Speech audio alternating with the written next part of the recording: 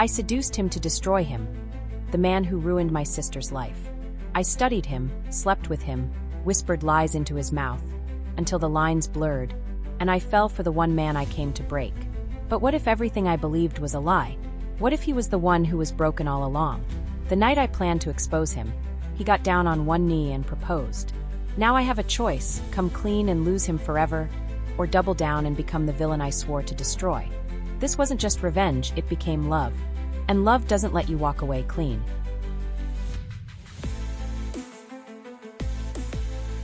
Welcome to the Skillful Art of Manipulation podcast.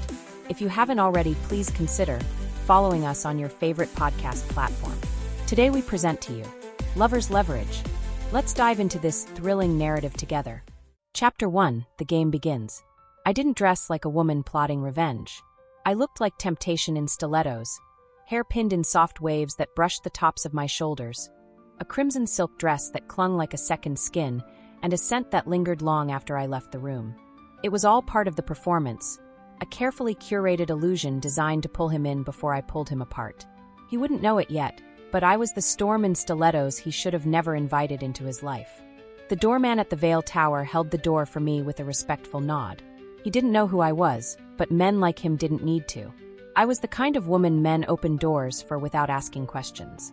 I walked through the lobby with practiced elegance, my heels clicking like a countdown on polished marble floors. Crystal chandeliers hung like frozen rain above me, reflecting the soft golden glow of evening light. I didn't flinch when the elevator doors opened to reveal my own reflection, composed, sultry, unreadable. The woman in the mirror wasn't me. She was my weapon. My name is Sienna Cross, and I'm a con artist. Not in the clumsy, pickpocket on a subway way. I don't scam lonely old women out of retirement checks. I deal in the currency of desire. My tools are charm, seduction, and strategic deceit. The high-end kind of manipulation, where luxury suites and whispered lies collide behind closed doors. I don't steal wallets. I steal hearts, reputations, and secrets. But this wasn't about money. Not this time. This was about my sister, Natalie. She used to be radiant, headstrong, quick-witted, always the first to call bullshit when life got messy. Until she met him, Damon Ashford, CEO of Ashford Industries, billionaire, tech genius, and, according to her, a manipulative sociopath who crushed her spirit and discarded her like a defective prototype. She stopped smiling after him, stopped eating. Then came the therapy, the panic attacks, the near overdose. And when I held her trembling body at 3 a.m., whispering promises of justice into her tear-soaked hair, I made a vow. I would ruin Damon Ashford, from the inside out. I wasn't going to scream at him in the street or call the tabloids. No, I was going to seduce him, earn his trust, and peel him apart layer by layer until I reached his core, and then crush it. I was going to make him feel everything he made her feel. And tonight was step 1. I exited the elevator on the penthouse floor. The private party was already underway. The thrum of bass-heavy music pulsed from behind the grand double doors. 2 towering men in black suits nodded as I approached. One glanced at the guest list. I tilted my head, let a slow smile curve my lips. Sienna Valentine. Plus none, I purred. A fabricated name. A fabricated life. But the charm was real. They stepped aside. The doors parted like the gates of a palace, and I stepped inside. The room shimmered with wealth. Glass walls offered a panoramic view of the city skyline, skyscrapers glittering like stars against the inky night. Champagne flutes clinked. Laughter curled like smoke in the air. Everyone in the room was dressed like sin had a price tag. And in the center of it all, like a king surveying his court, stood Damon Ashford. My target. He looked nothing like I expected. Not a devil in a suit. Not a cruel, cold monster. He looked lost. Alone, even. He was tall, broad-shouldered, wearing a perfectly tailored charcoal suit that screamed power. But there was something in his posture, something too rigid, too rehearsed.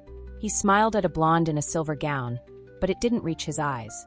I watched him from across the room, studying his patterns the way a predator studies prey. He didn't notice me yet. Good. I needed a minute to prepare. This wasn't just another mark. This was personal. And despite all my planning, despite the voice in my head telling me to breathe, to stay focused, my stomach coiled with tension.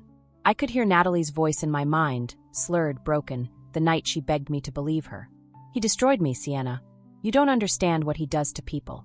Well, I was about to find out. I took a glass of champagne from a passing tray, the crystal cool against my fingertips. The bubbles fizzed like electricity. I took a slow sip, surveying the room with a quiet poise that masked the heat in my chest.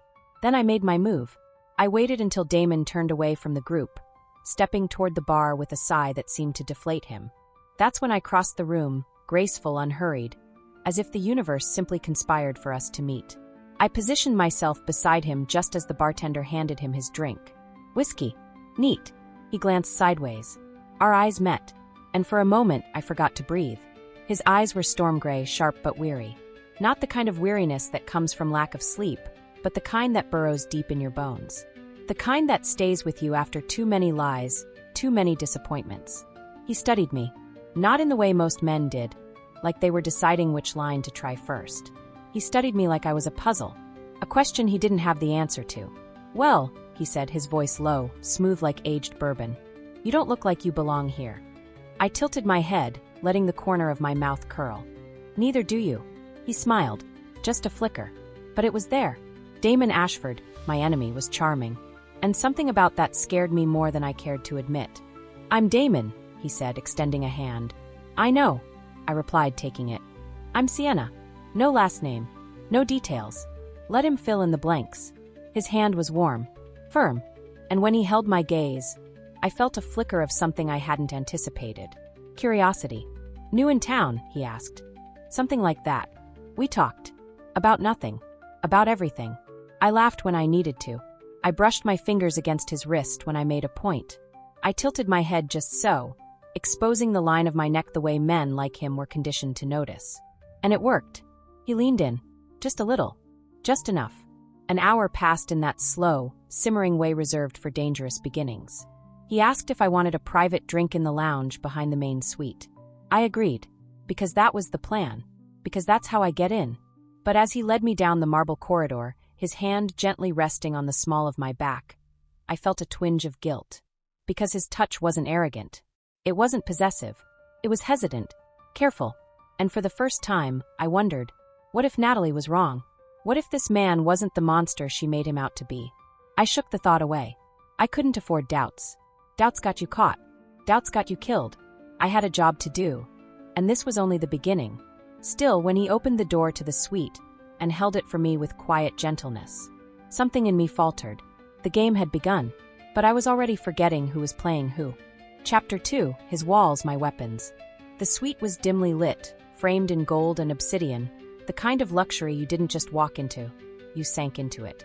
The lamps along the walls glowed low, casting long shadows that flickered across velvet drapes and leather-bound books.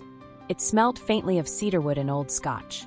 Everything in the room whispered money, but the silence between us screamed something else entirely. Tension, not the kind I manufactured at will with a breathy laugh or a grazing hand. This one wrapped around my ribcage and squeezed, a pressure I hadn't accounted for. I was used to marks who talked too much, men who revealed their egos like peacocks on cocaine. Damon was different, controlled, cautious, quiet, and that scared the shit out of me. He motioned for me to sit, his hand never once drifting anywhere inappropriate. I lowered myself onto a deep leather couch, crossing my legs with the grace of a woman in control, even though my insides were a swirling mess of adrenaline and calculation. He poured 2 fingers of his whiskey, then looked at me and raised a brow. "Drink." I nodded. "Same." He poured, handed it over. Our fingers touched briefly at the exchange. His skin was warm, his hands steady. No tremble, no false bravado. Just calm. Too calm. He sat across from me, but not close. Not hovering. Just near enough to watch me, just far enough to let me breathe. And God, I needed to breathe. Because for all my rehearsals, for all the cold-blooded plans I'd laid out like chess moves in my head, nothing had prepared me for the stillness in this man. "So," he said finally, swirling the amber liquid in his glass, "what brings you to a party full of vultures and narcissists?" I smiled slowly. "I find them entertaining, like watching lions fight over a carcass." He chuckled, deep, genuine. "You don't talk like someone who belongs in their world. And yet here I am." His eyes narrowed, thoughtful. "You're an observer. You say that like it's a bad thing. It's not. It's dangerous." I sipped the whiskey, letting it burn the back of my throat. Only to the ones who think no one's watching. We sat in silence for a beat too long, The kind of silence that's thick with unsaid things. I wanted to steer the conversation, slide it into safer waters, get him talking about himself. That was the point. Extract information. Unravel him thread by thread until the core showed. But Damon wasn't unspooling the way he was supposed to. I used to like parties, he said suddenly, eyes drifting toward the glass wall overlooking the skyline. Before everyone in them started looking the same. Empty smiles and expensive lies? He looked at me then. Really looked. And it felt like a spotlight peeled back every layer of my disguise. Exactly. I hadn't expected honesty. Vulnerability. I expected arrogance. Entitlement. Narcissism. But sitting across from him now, I couldn't help but feel like Natalie had given me a mask to fight. But the real man behind it was something else entirely. He leaned forward, elbows on his knees, glass dangling loosely from his hand. Let me guess. You're not really Sienna Valentine. My heart skipped. I didn't flinch, just offered a slow smirk. Why do you say that? Because you move like someone used to being someone else. Fuck. Maybe I just like being mysterious. He didn't laugh this time, just nodded, then drained his glass. I don't care who you are, he said quietly, setting it down. As long as you're not like the rest of them. And just like that, the air shifted. I felt something crawl under my skin, guilt maybe, or hesitation. I hated the feeling. It dulled my edges, made me doubt the mission. This man ruined my sister. I needed to remember that. I pictured Natalie, eyes hollow, voice flat, that night in the hospital when she tried to down a bottle of pills because she couldn't get his voice out of her fucking head. He hurt her. He deserved this. And yet, he sat there like a man who hadn't touched cruelty in years. Who was maybe running from his own past, too. Can I ask you something, Damon? He looked up. Of course. What's your biggest regret? He blinked. Caught off guard. Most men would have deflected. Laughed. Dodged. He didn't. I trusted someone who didn't deserve it, he said softly. I waited for more. None came. So I asked the next question I wasn't supposed to care about. Who? He hesitated. Swallowed. Someone I loved. I looked down at my glass. Suddenly the burn of the alcohol wasn't enough to cover the burn in my chest. Did they betray you? His jaw tensed. Let's just say I wasn't the villain in the story they told the world. I stared at him. My breath caught. He wasn't just talking about an ex. He was talking about Natalie. No, it couldn't be. This was what manipulators did. They rewrote history. Spun sympathy out of silence. My sister had been clear. He gaslit her, humiliated her, stole her ideas, and left her bankrupt emotionally and financially. But Damon? Damon looked like a man carrying scars no one clapped for. I stood, needing to move, needing to control the space again. I walked to the glass wall, pressed my palm against the cool surface, and stared out at the glittering city lights. I could feel him watching me. Do you always answer hard questions that honestly? I asked, not turning around. Only when I want someone to see me. My throat tightened. This wasn't going the way I planned. I was supposed to be seducing him for leverage, not falling into conversations that made me question everything. I was supposed to be collecting ammunition, not sharing real moments. I turned back around slowly. Our eyes met again, and that's when he stood. He walked toward me, unhurried, composed, but his presence swallowed the distance between us until he stood inches away. I could feel the heat radiating from him, the slow pulse of restrained emotion. I know what this feels like, he said, voice low. That thing between us. My heart pounded in my ears. You feel it too, don't you? I wanted to lie, to tell him it was all an act, that he was just another file in my case folder. But I couldn't form the words. He reached out, traced his fingers along the edge of my jaw. Not possessive. Reverent.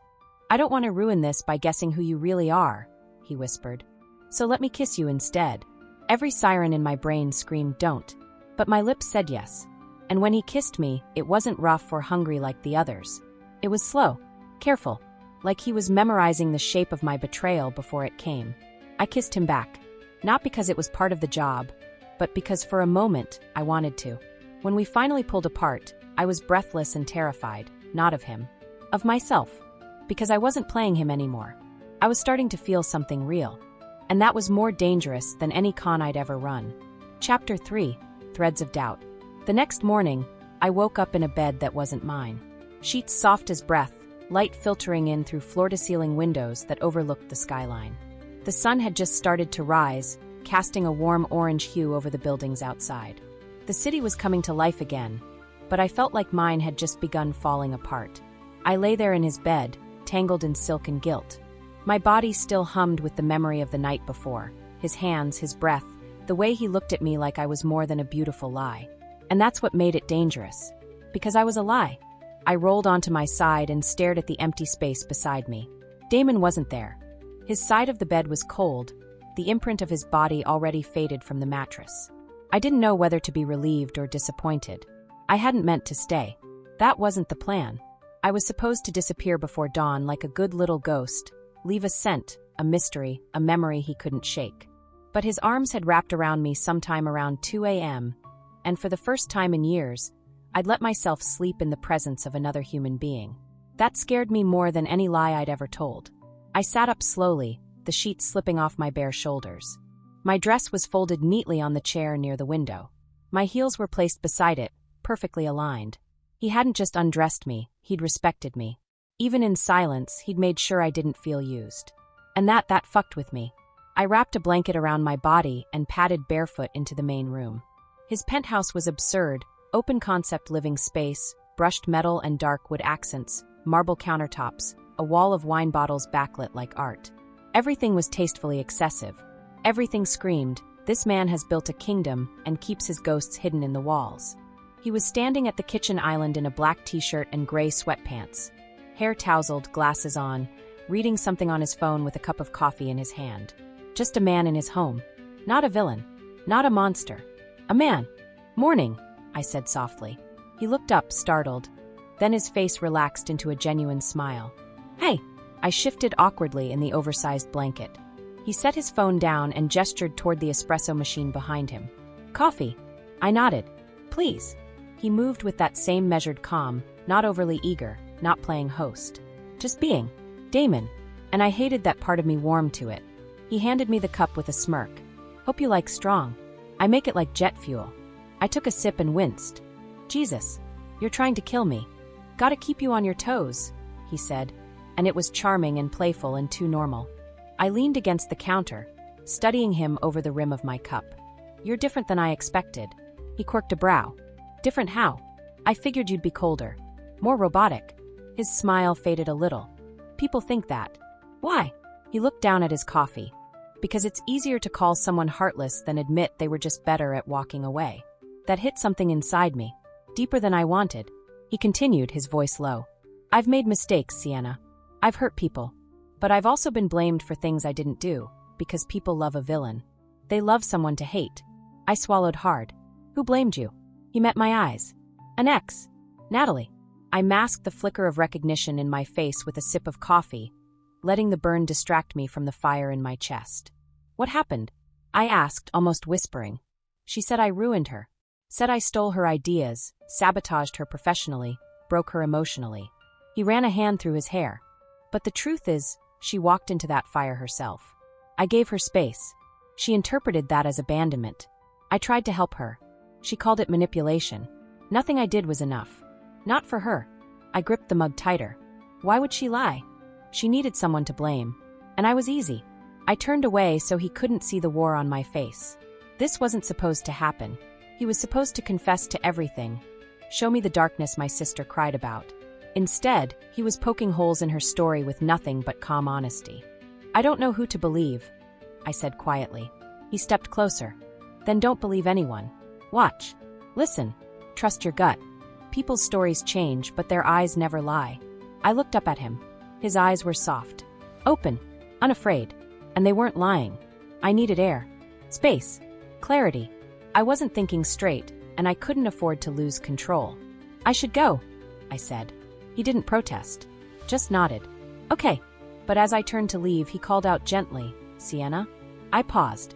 If this is something real, don't run from it. Not everyone's out to destroy you.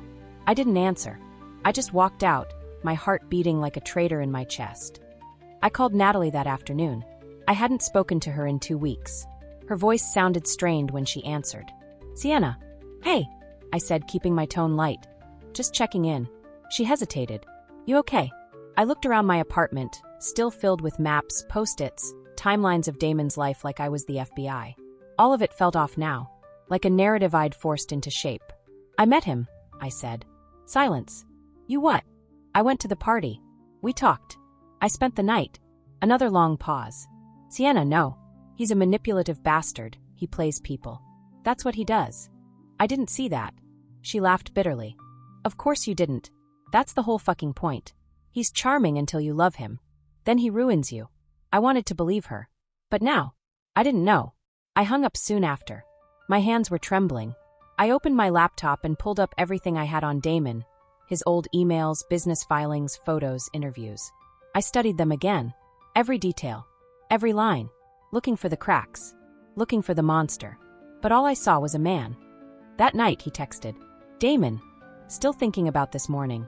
You're dangerous in the best way. I stared at the message for 10 minutes before replying. Me.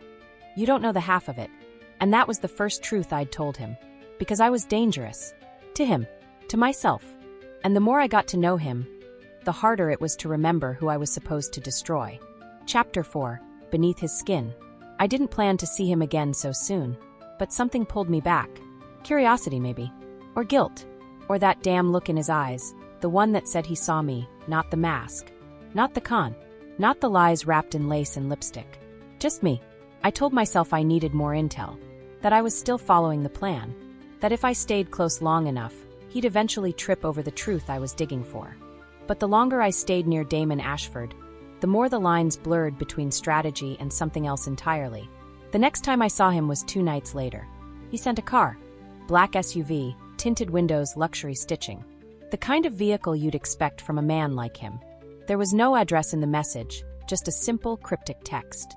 Where something read, I want to show you something. Normally, I would have questioned that. Pushed back. Played hard to get.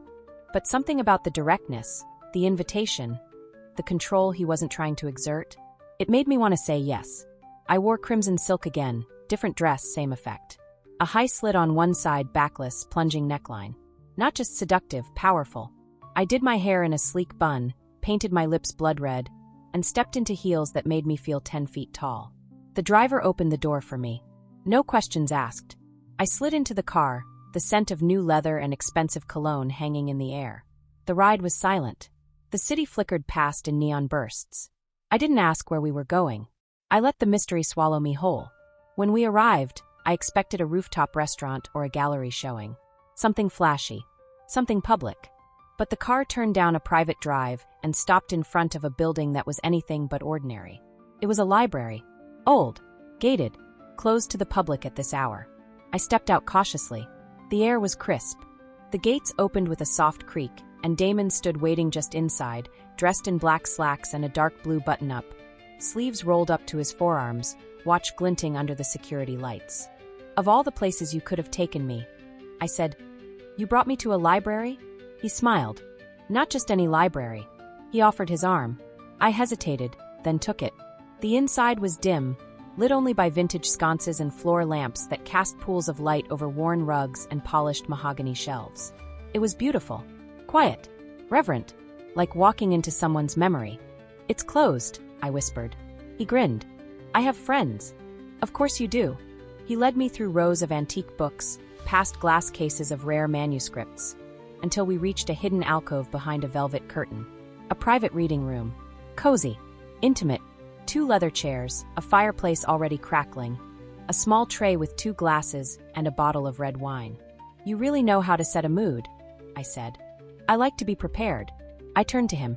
Why here? He walked to the shelf and pulled out a book. Worn cover. Golden lettering. My mother used to bring me here when I was a kid, he said. She believed stories could save people. And did they? He looked at me, eyes distant. Sometimes. He handed me the book. I opened it. Inside the front cover, there was a handwritten note. To my son Damon, may you never lose your hunger to feel, even when the world tells you to numb. I read the words twice, then looked up at him. She sounds incredible. She was, he said softly. She died when I was 16. Something inside me cracked. I'm sorry. She was the only person who ever knew who I really was. I placed the book gently back on the table. And now? He stared at me. I don't know. Maybe I'm hoping someone else will figure it out. The air between us changed, thickened. It wasn't just about attraction anymore. It was about vulnerability. Trust. That dangerous intimacy that made it harder to breathe. You brought me here to impress me? I asked, trying to lighten the mood. I brought you here to show you the part of me no one else sees. I didn't know what to say, because somewhere deep inside, the con was slipping. The persona I'd built, the seductress, the manipulator, the avenger, she was cracking under the weight of his honesty. I sat down in one of the chairs. He poured the wine and handed me a glass. We sat by the fire, sipping in silence for a while. The flames danced across his features, and for a moment I imagined a different version of this night. One without lies.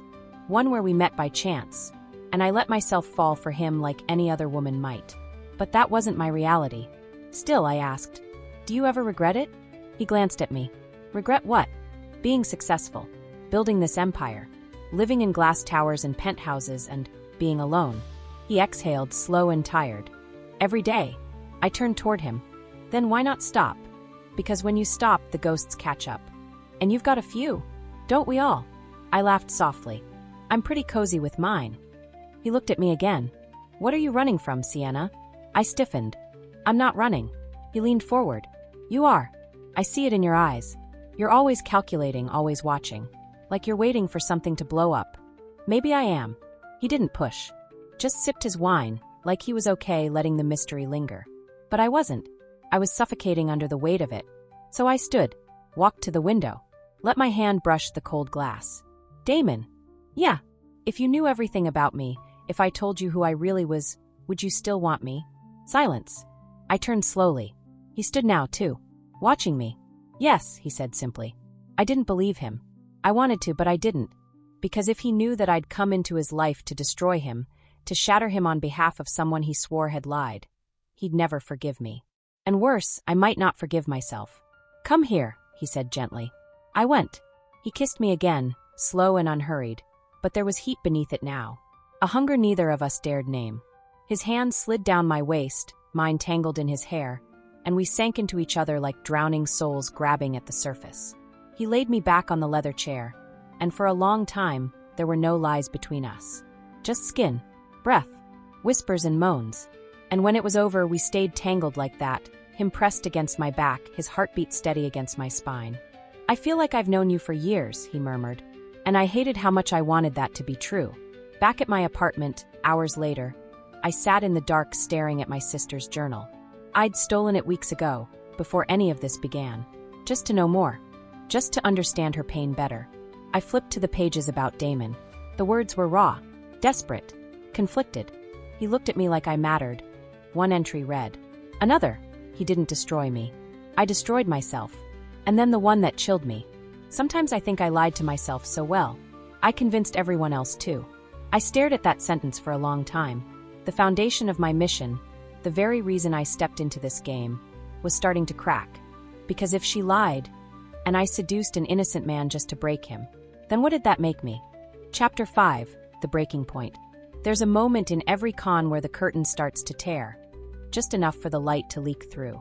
It doesn't happen all at once. It's slow, subtle, like a drop of red wine staining white silk. You don't notice it until it's soaked through, and by then it's too late. I was already soaked in it. It had started with a lie. A noble one, if you squinted hard enough. Revenge. Justice. A sister scorned and broken by a man who wore Armani and smiled like a wolf. I thought I could wear this deception like a dress, slip it on, use it, and take it off when the job was done. But the fabric had sewn itself into my skin. And now, I wasn't sure where the con ended and I began. For days, I stayed away from Damon. Not because I didn't want to see him, but because I wanted it too much. And wanting him was dangerous. It made the mission hazy. It made Natalie's pain seem distant. It made the truth inconvenient. I spent those days in my apartment, sitting with her journal, reading the same 3 entries over and over again like they were gospel, or maybe a confession. I told him I loved him before I meant it. Then I hated him because he didn't say it back. I wanted to matter more than I did. I needed to be everything or nothing. And he chose nothing. He didn't ruin me. I ruined myself. But I'll never admit that to anyone.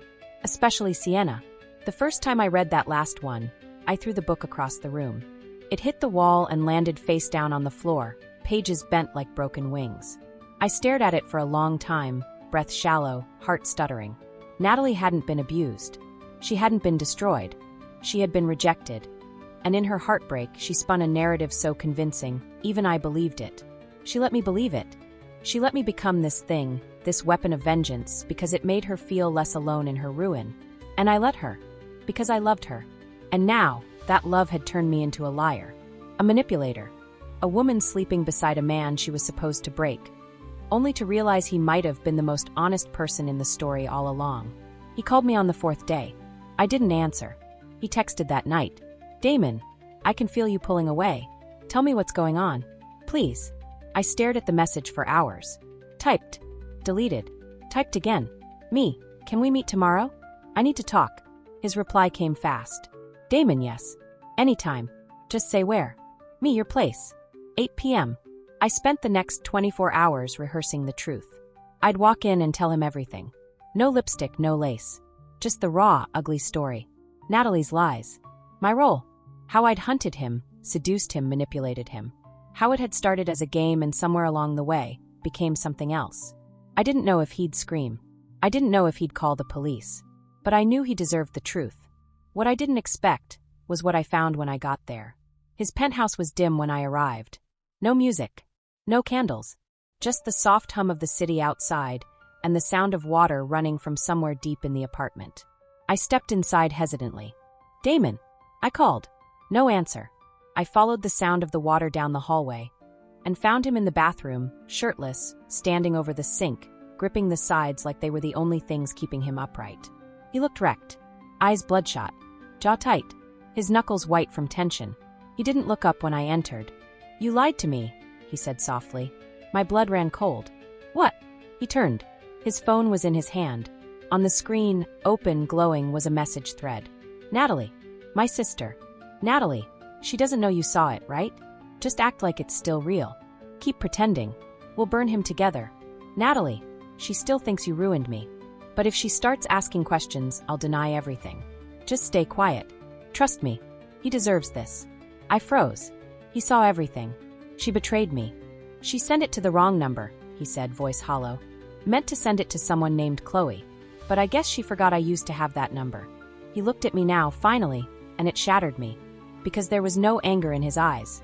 Only devastation. "Tell me it's not true," he whispered. I opened my mouth. Nothing came out. Because what could I say? That yes, I came into his life as a con. That I used sex and charm and lies to slip past his defenses? That I read journal entries and hunted for secrets like a thief in the night? I stepped forward. "Damon, Was it all fake?" he asked, voice trembling. "Everything? The nights? The laughs? The way you looked at me?" "No," I said quickly. "Not all of it. Not after I got to know you. But at first, yes." He turned away, hands gripping the counter again. I could feel him slipping. "Damon, please. Let me explain." "Explain what?" he snapped, finally turning. "That you were a hired heartbreaker? That you fucked me while reporting back to your sister?" "I wasn't reporting. Don't lie to me now." "Not now." I broke. I didn't know she lied. I screamed. I believed her. I wanted to believe her because she was hurting, and I didn't know how else to help. I thought I could get revenge. I thought I could make you pay. But then, I stepped closer, shaking. Then I met you. And I saw the way you looked at the world, the way you held your pain so quietly. And I started to feel things I wasn't supposed to feel. I started loving you. The words slipped out before I could stop it. He stared at me, stunned. "You love me." Tears burned my throat. "Yes," I said. "God, yes. And I know I don't deserve to. I know I broke every rule, every boundary, but it was never about just using you. Not anymore." He didn't speak, just stared. And the silence between us became unbearable. I took a deep breath. "I'll go," I said. "You don't have to forgive me. You probably shouldn't. But I had to tell you the truth before I walked away." I turned toward the door. Then I heard him whisper, "Don't go." I stopped. Turned. He was crying. Real tears. "I don't know what's real anymore," he said. "But I'd rather have your truth than someone else's lie." And just like that, the walls between us cracked open. Chapter 6, The Night of No Return. I didn't sleep the night before. I laid in bed staring at the ceiling, hands over my chest, feeling the weight of every lie I'd ever told pressing down like wet concrete. Damon's words echoed through me. "I'd rather have your truth than someone else's lie." But was that enough? Truth didn't erase betrayal. It didn't unwind nights we spent tangled in sheets built on deception. It didn't rewrite what I'd done or why I did it. I had lured him, studied him, seduced him, broken into his heart, and now I was standing in the wreckage pretending I could salvage something real. He hadn't pushed me away. Not yet, but something in his eyes had changed. It was like he no longer knew if the floor beneath him was solid or just a trick of the light. And I was no longer sure what side of the truth I belonged on. The invitation came mid-morning. A sleek, cream-colored envelope slid under my door, sealed with a wax insignia. The Ashford crest. Inside, a formal invitation to the Ashford Foundation Gala. A black-tie charity event. A who's who of high society, media, tech, politics. Damon's public and private world colliding in one glittering, high-pressure ballroom. And at the bottom of the card, in bold script written by hand, "Be there. I want to do this right. DA." I sat there for a long time, staring at the words like they might rewrite themselves. Do this right. What did that mean? Was it a goodbye cloaked in velvet? A public severing? Or was it something else? I arrived at the event just after 8. The hotel ballroom was a palace of light, gold chandeliers, mirrored pillars, marble floors that sparkled with every heel that touched them. Waiters weaved between guests with trays of champagne, laughter bubbled like carbonated tension, and camera flashes punctuated the room like electric applause. I wore black silk. Not red. Not this time. No more siren. No more mask. Just me. Hair swept back. Makeup soft. Neck bare. Vulnerable. Honest. Or as honest as I could be in a room built on facades. I spotted Damon across the ballroom. He was surrounded by people, but he stood still, like gravity bent toward him. He wore a classic black tuxedo, bow-tie perfect, posture regal. But when his eyes found mine across the crowd, something in his face softened. His lips twitched, barely visible. He was still mine. Or maybe I was still his. I moved toward him slowly, cutting through the crowd like a shadow slipping between beams of light. When I reached him, the others drifted away as if they instinctively knew the moment was private. "You came," he said quietly. I nodded. "You asked." He looked at me, longer than anyone ever had. Not just looking, reading. My posture. My eyes. My silence. And when he took my hand, it felt like something ancient and intimate. "Walk with me," he said. We stepped away from the chaos, through a side door that led to a private terrace. The cool night air wrapped around us. The city stretched beyond the glass railing, a sea of blinking lights and possibility. Below, the noise of the gala dimmed, like the world had been muffled for this moment. He turned toward me. "I know everything now," he said gently. I tensed. "Everything." He nodded. "Natalie called me." My stomach dropped. "What did she say?" "She cried. She screamed. She tried to twist it again. Said you seduced me because you liked it. That you were never doing this for her. That you just wanted power." I looked away. "She's not entirely wrong." He stepped closer. "She's wrong where it matters." I met his gaze. "Why are you being kind to me?" "Because you've never had someone be kind when you didn't deserve it." The air punched out of me. He was right. And then he dropped to one knee. Right there on the rooftop, beneath the stars and the cold glow of the moon, Damon Ashford reached into his tux pocket and pulled out a small, velvet box. Opened it. Inside, a ring. Emerald cut. Flanked with diamonds. Timeless. Unapologetic. "I don't want perfection," he said, voice steady. "I want truth. Flawed, painful, messy truth. And I want it with you." I blinked. "I want the woman who betrayed me and then stayed to own it. I want the woman who burns down lies with honesty, even when it hurts. I want you, Sienna. Not the version you pretended to be. The one who's still here." Tears blurred my vision. "I'm not that woman," I whispered. "Yes, you are," he said. "Because she wouldn't be crying if she wasn't." I dropped to my knees in front of him, hands shaking, breath ragged. "This isn't how it's supposed to end," I whispered. "I came here to ruin you." "And instead," he said, brushing his thumb across my cheek, "you saved me." My lips trembled. "You don't understand." "Marry me," he interrupted. "Damon, say yes." Then a crash. The door behind us burst open. Cameras. Voices. A sea of confusion. Security guards. Reporters. One woman screamed. And in the center of the chaos, Natalie. Her hair wild, dress clinging to her as she staggered onto the terrace, mascara smudged like war paint. "She's lying," she shrieked. "She's been using you. She told me everything. She said she had you wrapped around her finger. That you were too broken to see it." Damon stood slowly, pulling me up with him, shielding me with his body.